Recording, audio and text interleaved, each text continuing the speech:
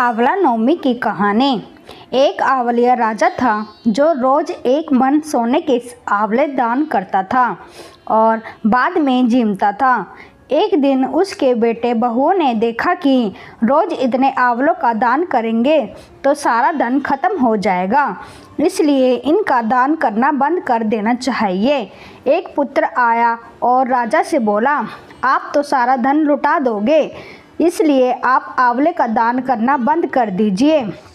जब राजा और रानी उजाड़ में जाकर बैठ गए और वहां आंवलों का दान नहीं कर सके, इसलिए उन्होंने कुछ भी नहीं खाया। तब भगवान ने सोचा कि अगर हमने इनका सत नहीं रखा तो दुनिया में हमें कोई नहीं मानेगा। तब भगवान ने उनके सपने में आकर कहा, तुम उठो और तुम्हारे पहले जैसी रसोई हो गई है और आंवले का वृक्ष लगा हुआ है, तुम दान करो और जीम लो। तब राजा रानी ने उठकर देखा तो पहले जैसा राजपाट हो गया और सोने के आंवले वृक्ष पर फले हुए हैं। तब राजा रानी 1.25 मन आंवले का दान करने लगे। उधर बहू बेटे से धर्म अन्नदाता का बेर पड़ गया। आसपास के लोगों ने कहा, जंगल में एक आंवलिया राजा रहता है, सो तुम वहां चले जाओ तो तुम्हारा दुख दूर हो जाएगा।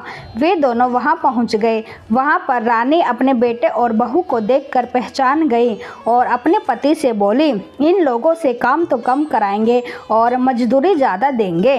एक दिन रानी अपनी बहू को बुलाकर कहा, मेरा सिर धोकर नहला दे। बहू सिर धोने लगी तो बहू की आंख में से पानी निकलकर रानी की पीठ पर पड़ गया। तब रानी बोली, मेरी पीठ पर आंसू क्यों गिरे हैं, मुझे बताओ।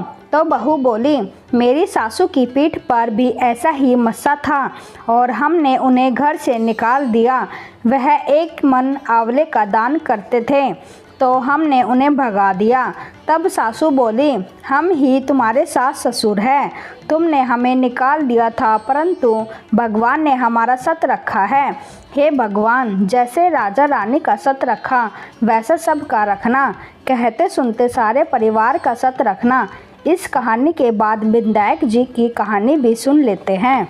विधायक जी की कहानी।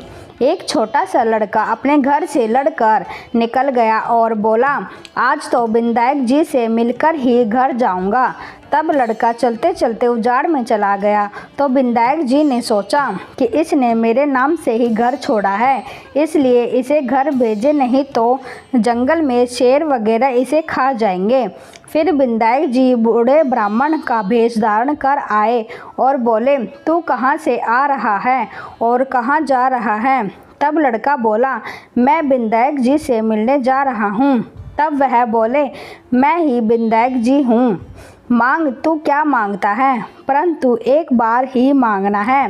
वह लड़का बोला, क्या मांगू, अन्न हो, धन हो, हाथी की सवारी हो, स्त्री ऐसी हो जैसे फूल गुलाब का।